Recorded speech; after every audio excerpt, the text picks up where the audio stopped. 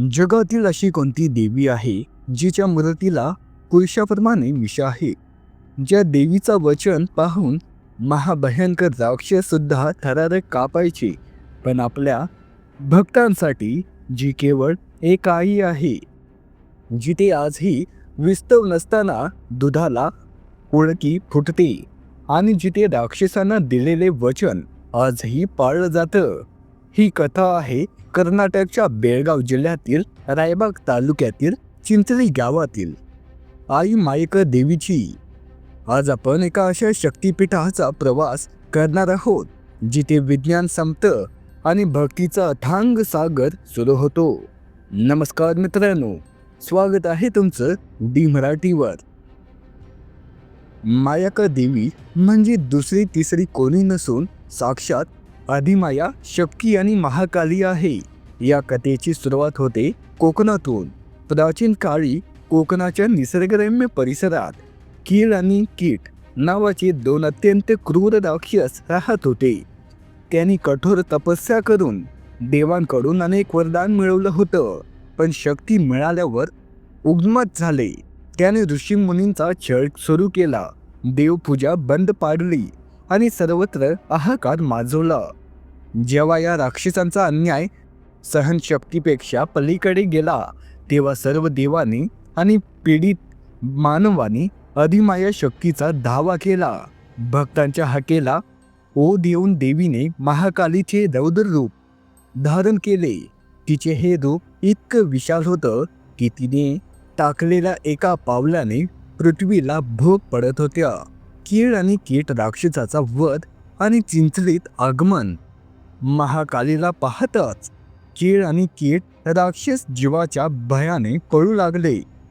देवीने त्यांचा पाठलाग सुरू केला.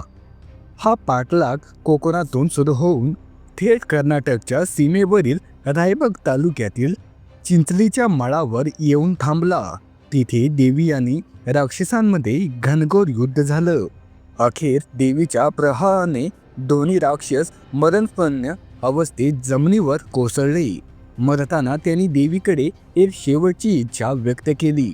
हे माते, तुझे हे रूप पाहून आमचे डोळे टिपले आहेत. आम्हाला तुझ्या हातून मरण येते, हे आमचं भाग्य आहे. पण आम्हाला राक्षसांना भूक लागल्यावर मानवाचे रक्त आणि मांस मिळावे असे आशीर्वाद दे. तेव्हा आईने त्यांना बजावलं, आजपासून तुम्ही कोणताही मानवाचा बळी घेणार नाही. तुम्हाला दर 3 वर्षांनी धान्य आणि नैवेद्य मिळेल. अशा प्रकारे राक्षसांचा उद्धार करून देवीने हे विश्व भयमुक्त केलं.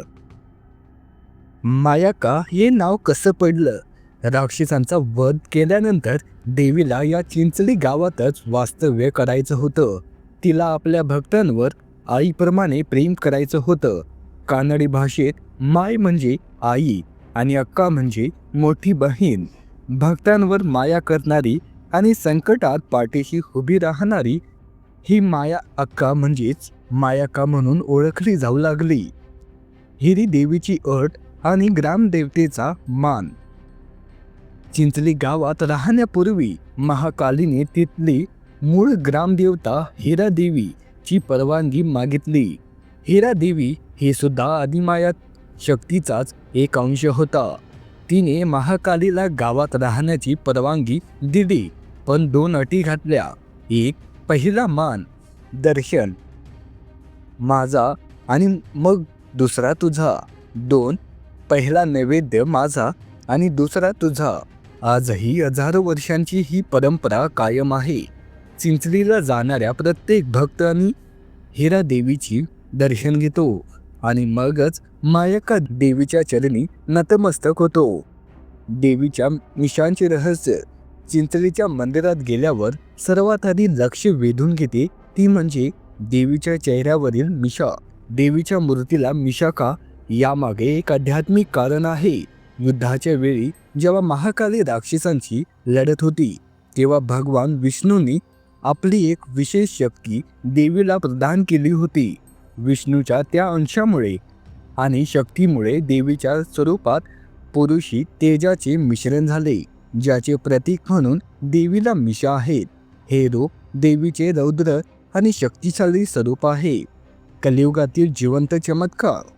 चिंचलीमध्ये आजही असे काही चमत्कार घडतात जे पाहून बुद्धी थक्क होते. देवीला राक्षसांना जे वचन दिलं होतं ते आजही पाळलं जातं.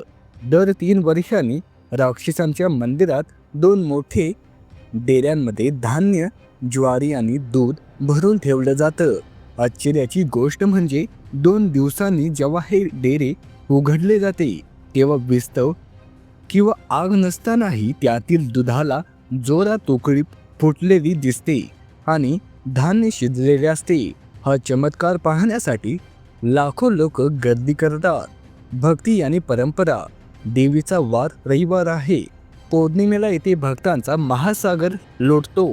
देवीचे वाहन घोडा असून या घोड्याला चांदीच्या नख्या आहेत. आरतीच्या वेळी हा घोडा देवीच्या गाभाऱ्याला प्रदक्षिणा घालतो. हे दृश्य अत्यंत विलोभनीय असते. देवीला पुरणपोळीचा नैवेद्य, बाजरीची भाकरी आणि भरलेलं वांग अत्यंत प्रिय आहे.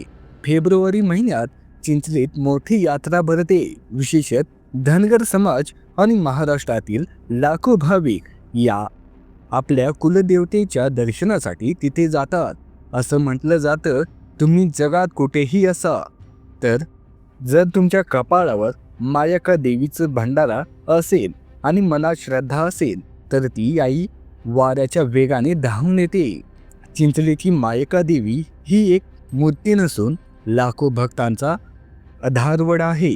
ज्याप्रमाणे एखादी घार आकाशात उंच उडत असताना तिचं लक्ष जमिनीवरच्या पिलाकडे असतं, तसेच मायका देवीचं लक्ष आपल्या भक्तांकडे असतं. तुम्ही आयुष्यात एकदा तरी या जागृत देवस्थानाला भेट नक्कीच द्या. त्या शक्तीचा अनुभव घ्या. भक्तांनो, श्रद्धेने एकदा बोला चिंचली मायका देवीच्या नावानं उदो उदो. हा व्हिडिओ आवडला असेल तर लाईक करा. चॅनलवर नवीन असाल तर सबस्क्राईब करा. भेटूया पुढच्या व्हिडिओमध्ये. धन्यवाद.